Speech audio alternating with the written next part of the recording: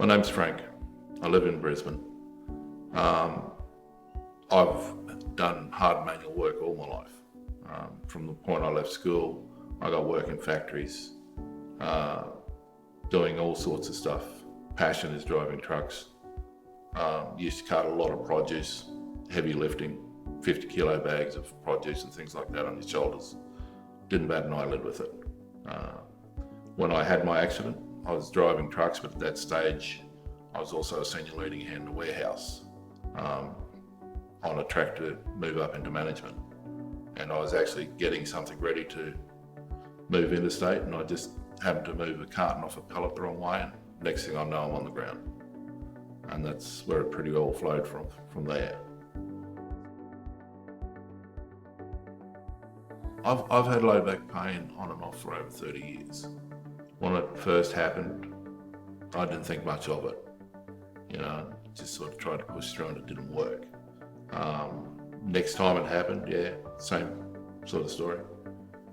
Ended up having to go to the doctor, see a physio, get some work done and try and get it all sorted out. Last time, about a year ago, that floored me because what had actually happened was a disc had dislodged and gone into my spine. And through all that, one of the first questions to my neurosurgeon was, will I walk again?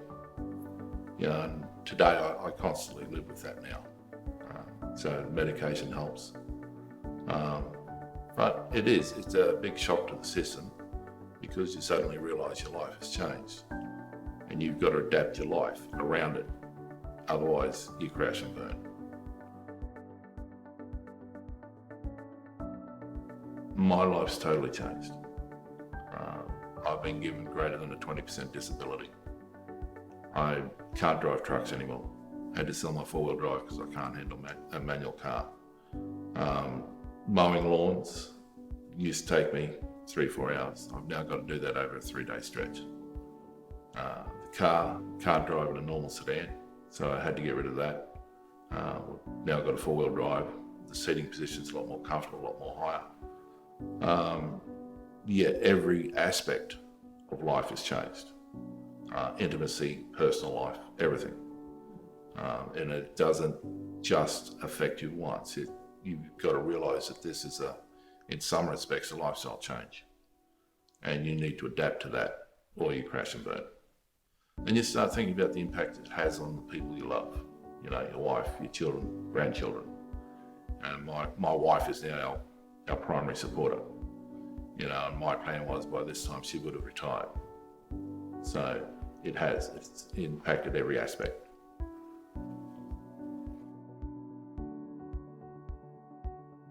Well, that's it, I actually got to a very dark place that I even scared myself, and it got to a point where I've had to go see a counsellor, because of where I got to, and that is the impact this can have.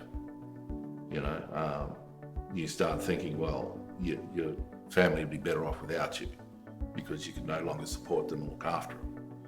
But then you've got to realise that's not the case because they're going to be worse off if anything happens. So it's a struggle, but you get there.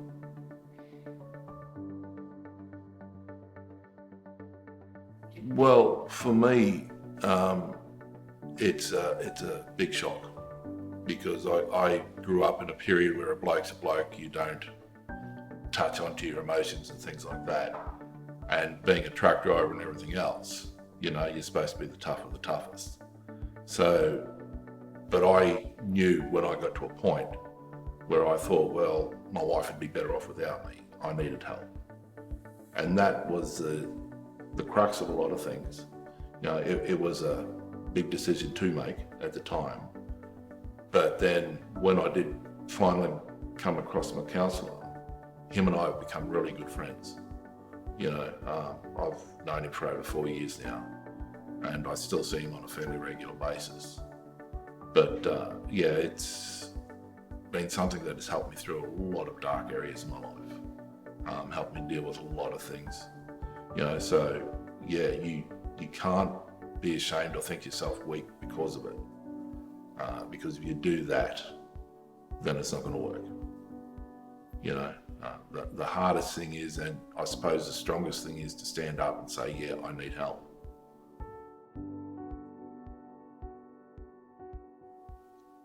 It affects in a number of ways because you're trying to master pain for starters, so people don't think, oh, you're just a wimp, or whatever else. But then with the emotions, you also try and mask it, for the simple fact being is you don't want to look weak to your wife or your partner or your kids.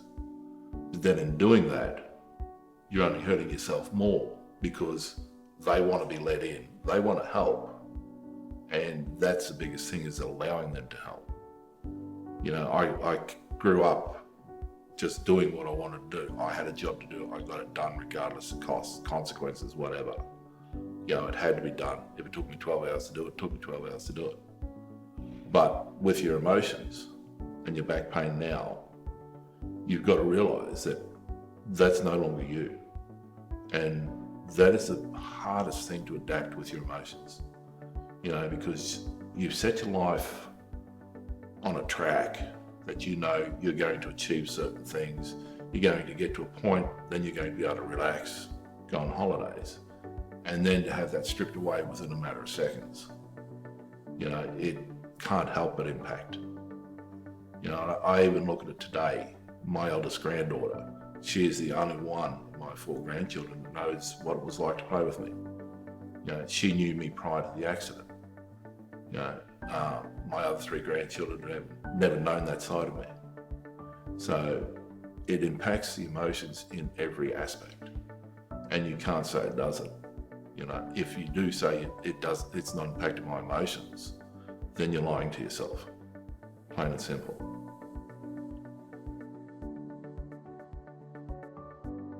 Well, the question is, how do people relate to your injuries or your back pain? Friends, colleagues, whoever. They don't. It's that simple. They say, oh yeah, I've pulled a muscle in my back, and lower back pain is a lot more than just a pull muscle. To describe it, at the worst, I would say it goes to a 9 out of 10 on your pain meter. Daily inactivity, it's usually a 1 to 2, and that's a constant pain. It's not the pain that is dealt with through stretching or things like that. It is a pain that is there, and you live with it, you sleep with it. Every time you move, you feel it. And that's what people don't understand. They can't comprehend unless they've actually been there themselves. And then people with lower back pain are all different again, because the causes of the lower back pain has been different in other people. Earlier on in the place, 30 years ago when I first had lower back pain, it was due to the fact I abused my back, the way I was lifting things, the way I went about things. This time round, it was as simple as moving a 10 kilo box, and that has left me where I am today. So in friends trying to relate to that, I've actually lost friends because of it. Because they can't relate to it. They can't understand that you're not the person you used to be. You can't do what you used to do. You can't think or feel the way you used to feel. They just can't understand it. And even pulling into a shopping centre, I have a disabled permit because of the nerve damage. And you get out of the car and you look at, even strangers look at you and they think, well, what's wrong with you? And it's one of those things that, because they can't see the injury, they don't believe you have one. And when you look at shows like Current Affair and things like that, who constantly put blokes up there, and rightfully so, that are milking the system because they've supposedly got lower back pain, it puts that stigma on it. Yet when people who have a legitimate case are not able to get that support.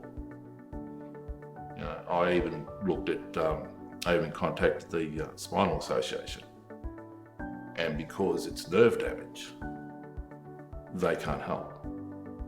They said it would have been better off if I'd broken my back, because then they're geared to help. So there's no real support base out there either for it. And then you've got to work out, well, okay, who's legitimate and who's not. So it ties up a lot of things. And trying to get people to understand that is virtually impossible.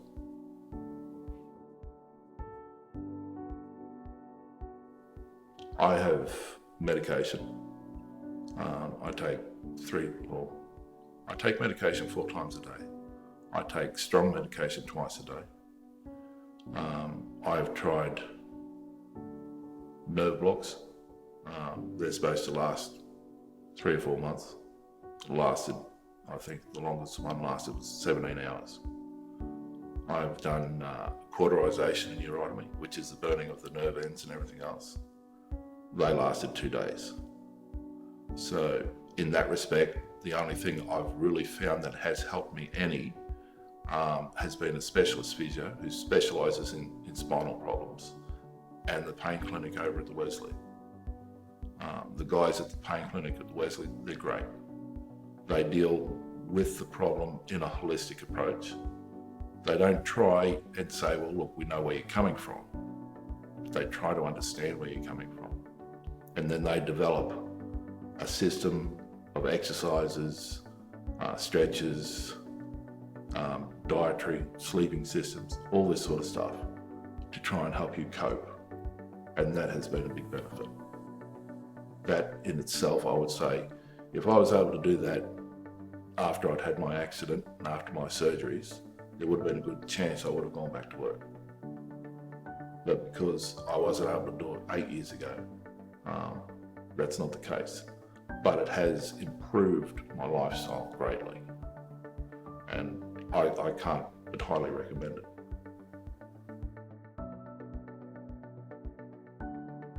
I'm more mobile. I know to look for triggers.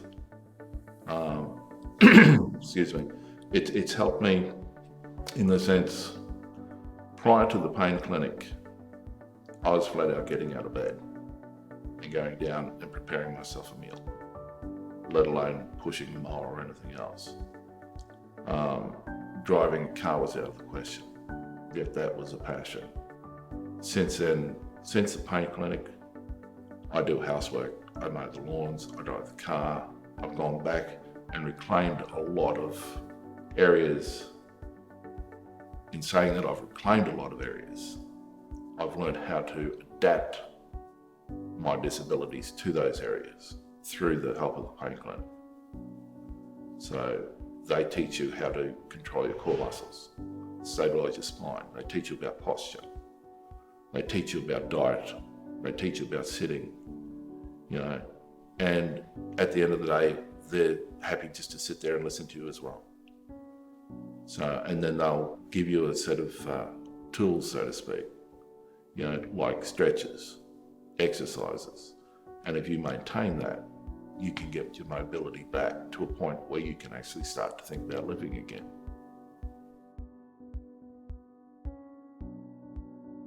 Your first thing is, if you're experiencing lower back pain, go to the doctor, get it checked, listen to what he says. If you don't like what he says, get another opinion. And then from there, explore your options. As I was saying earlier, it depends on how severe the pain is. Some pain may be able to be sorted out with physio, with medication. But in my respect, as I said earlier, the best option for me was the pain clinic.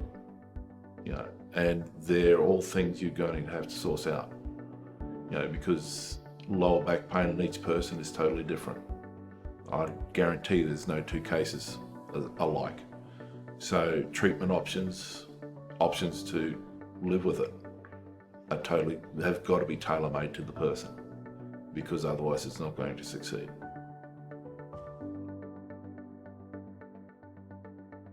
Over the years, I know when I first had experienced lower back pain 30 odd years ago, I went and saw a physio who realised I had a short leg. Now, I had that short leg from birth, so they tried to fix it. Didn't work. created more problems.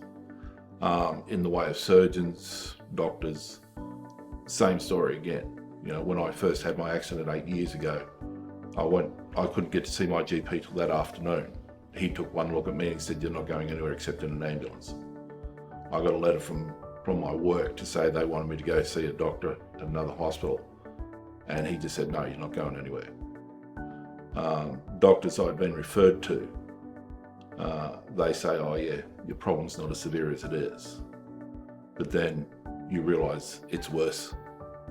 You know, and some of these guys that you get sent to see, you start looking up online about their background and things like that, and their background's not all that crash hot anyway. But at the end of the day, when you do settle on a doctor, if you've got to go through surgery, you've got to trust him 100%, because if you don't, you're not going to get what you need, regardless of what he does, whether he fixes it or not. And that's everything. You need to trust your professionals.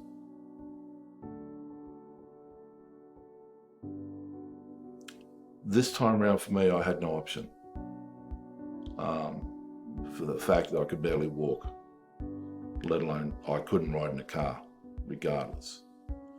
But in the past, for me, I got to a point where my back got stiff.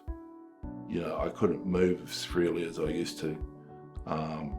Doing some of the simplest things created pain. That was enough for me or for my wife to say, "You need to see someone." You know, and that was it. You know, heat packs and that, sometimes they work, sometimes they don't. But you know in yourself when you need to see someone. And it's no point being bullheaded about it, because you only make the situation worse. The one biggest thing that has helped me has been the pain clinic. There's no two ways about that. The medication and everything, it controls the pain, but it doesn't teach you how to live with it. And if you rely on the medication, you find the medication just gets stronger and stronger. So you've got to find a way that you can live with it, you can adapt your life, and if need be, change your whole lifestyle like I've had to. And the only people that were able to help there were the pain clinic.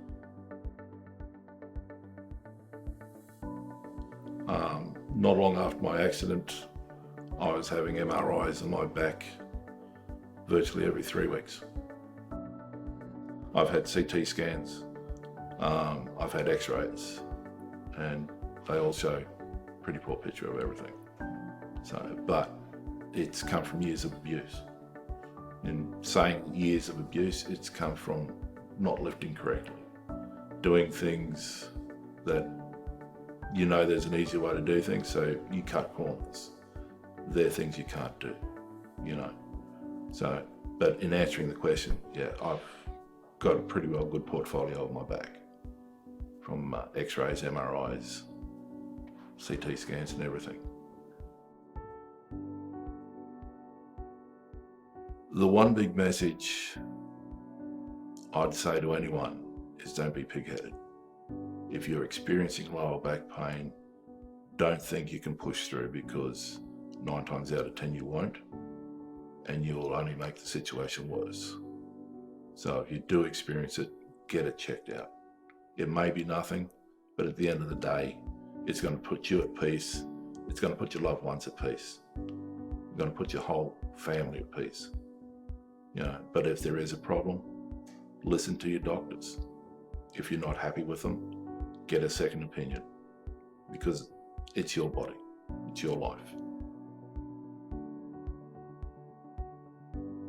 There's been a number of good things that have come out of it in relation to, you learn who your friends are. You suddenly realize how much your family does love you and care for you, you know. But it also opens avenues to things you never even thought of doing, of being able to do. You know, like in my situation, I've gone back to study. Now, I finished school at grade 10, and none of my teachers would have expected me to go where I'm going now, but it has, so yeah, there are a number of good things. You've just got to look for them and you've just got to claim them.